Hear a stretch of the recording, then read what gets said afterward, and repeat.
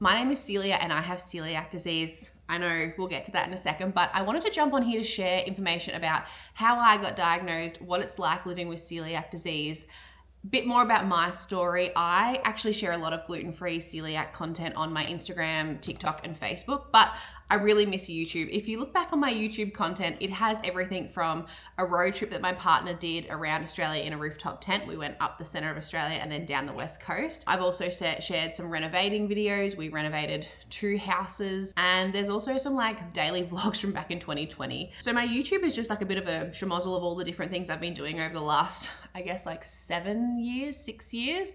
But because I'm sharing so much on my Instagram, Facebook, and TikTok about my gluten-free life, there's something about YouTube that's just different. Obviously it's long form, but the slower pace of things, I feel like I can properly articulate things that I'm trying to say. So I thought we'd start with how I got diagnosed with celiac disease. And to be honest, I had never heard of celiac disease before. I had never really paid any attention to anything that was gluten-free, had no idea what gluten was, didn't see this coming, wouldn't say that I had symptoms that I'd been Googling to determine that it was celiac disease. Literally none of that. What happened to me is I had gone to a new doctor, and this new doctor said, let's get a round of blood work done. Now, since sharing my story on my social media account, apparently this way of getting diagnosed is very common. And it all starts with a blood test that comes back with low iron. Sorry, ice latte break. We recently got a coffee machine. You might be able to see it in the background. And I'm obsessed. This is one of the greatest purchases we've ever made. So I went to this doctor. The results came back low iron, which isn't new for me, which was also kind of annoying. I had been told I had low iron probably, I think it was maybe 2 or 3 years prior from another doctor who said, go and have some iron tablets, and then there was never any follow-up, which isn't just on him. Maybe I should have been like, has my iron levels gotten back to normal? But I didn't. Anyway, so this doctor said that. I remember her call, so she rang me to say, hey, your results have come back in low iron. My first thought was, all right, I'll go and get the tablets. But she was like, hang on a minute, like, do you have any like stomach issues? Is there anything else that like you want to mention? And I said, oh, well, like this is back in, so 2022, coming into summer, we had a lot of weddings. The reason that I mentioned that is because we were going to all these weddings, and you know what weddings where they bring out like platter food. So you've got like crackers and cheese and dips and like antipasto stuff. Every time I would have that at a wedding, I would feel so shit. Like my stomach, I would feel bloated as all hell, and it was just horrible. When I said that to her, I said, oh, look, I think I'm lactose intolerant because like whenever I have cheese, like it makes me feel sick. And she was kind of like, oh, have you heard of celiac disease?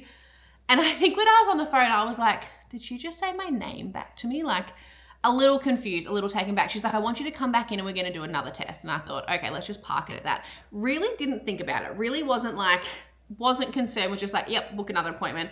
Pretty sure it was like an afternoon. So I was like, yep, whenever you're next available, I'll come in.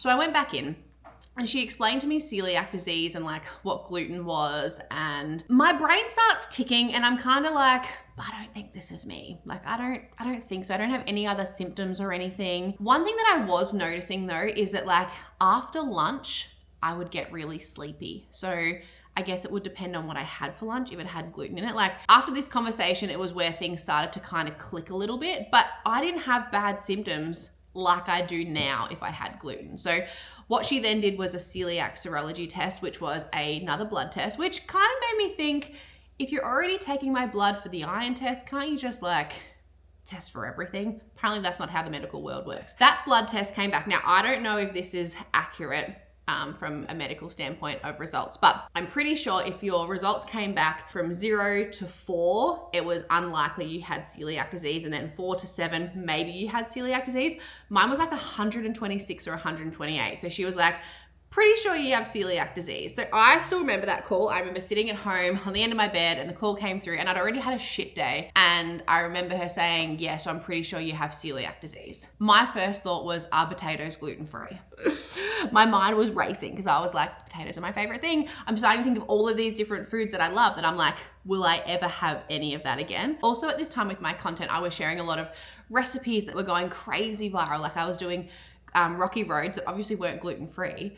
And I was having a lot of success online. So I thought, far out, this is going to change everything. Like people that are following me aren't going to want to follow for gluten-free because gluten-free sounds boring and bland. And at that time, I knew nothing about gluten-free, but I feel like that is a pretty accurate way to describe it to someone who's fairly new to it.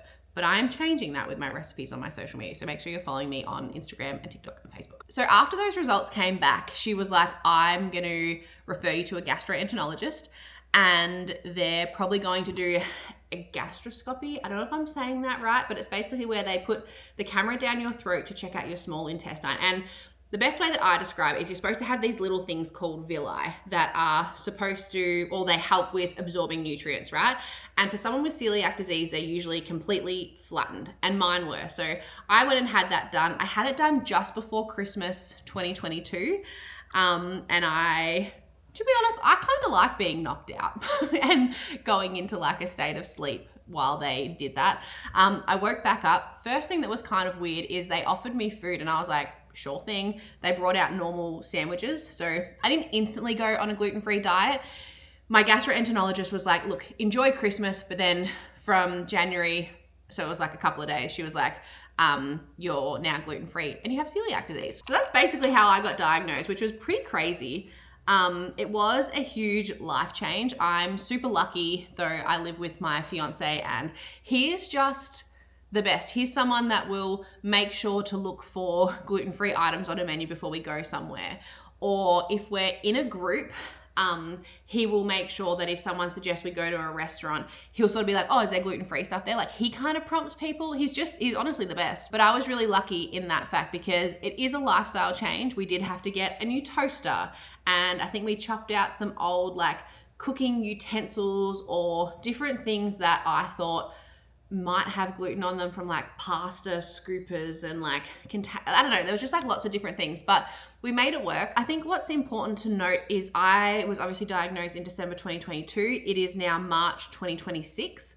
But mid last year, I had a follow-up gastroscopy where they put the camera back down to see if my villi has returned, and it has, which was honestly music to my ears, because from the moment of being diagnosed and becoming gluten-free to that follow-up gastroscopy, I had been glutened in between there. And there's a lot of misinformation around celiac disease online, but I don't even think it's misinformation.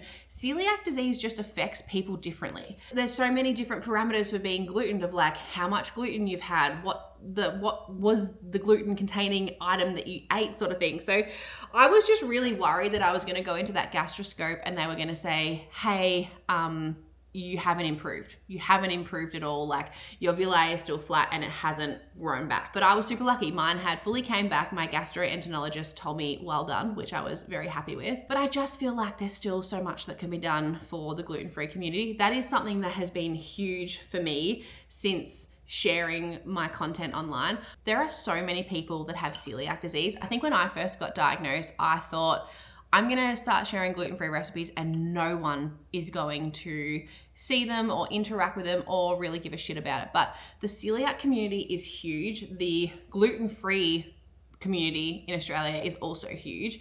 There are so many people that eat a gluten-free diet, and I feel like even in my 3+ years of being, is it 3 years? 3+ years of being diagnosed with celiac, so many new products and things are coming out for celiacs, which is actually really cool. And it's such a, I don't know, I'm just really kind of grateful for, well, I am grateful. I'm grateful for being diagnosed when I did. And I'm so grateful for that doctor that wanted to get new blood work done and didn't just send me on my way with some iron tablets.